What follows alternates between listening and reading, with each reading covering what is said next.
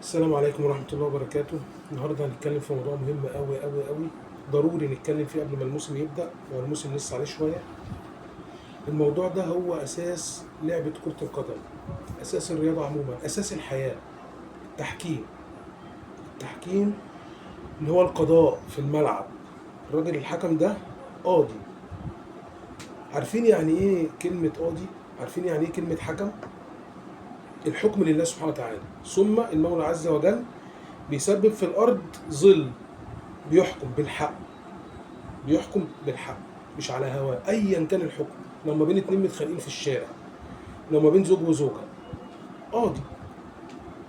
احنا هنتكلم في التحكيم ان جنرال في العموم، لكن لينا مليون الف واقعه قبل كده.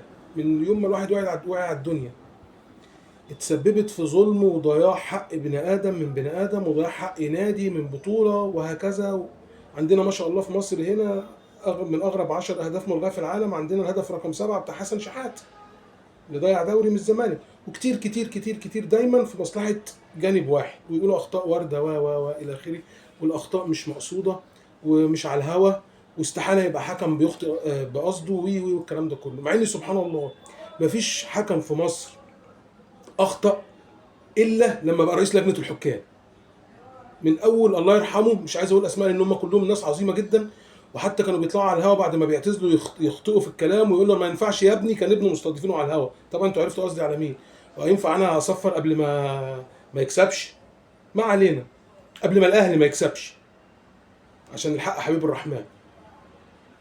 الموسم هيبدا، وسبحان الله، وما اوتيتم من العلم الا قليل. بقى عندنا فار، صوت وصوره بالفيمتو ثانيه. وبرضه يقول اصل انا مش مقتنع يا محمود.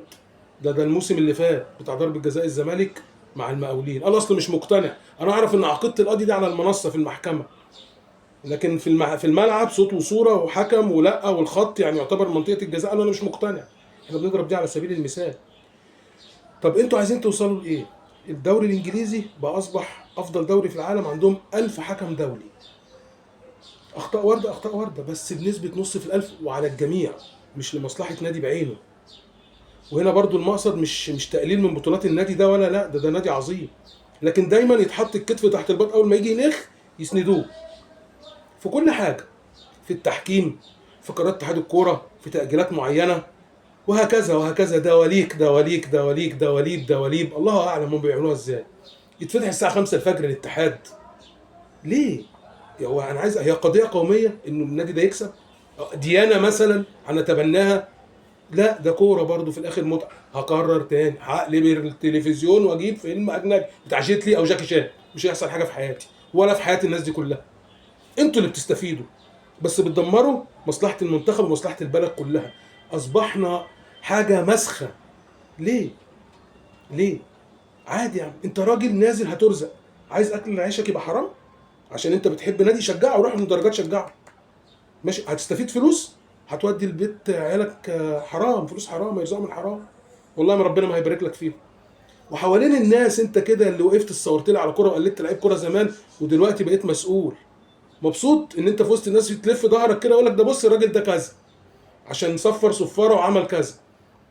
اتقوا الله في نفسيكم، والله العظيم حرام. حسبنا الله ونعم الوكيل. السلام عليكم ورحمه الله.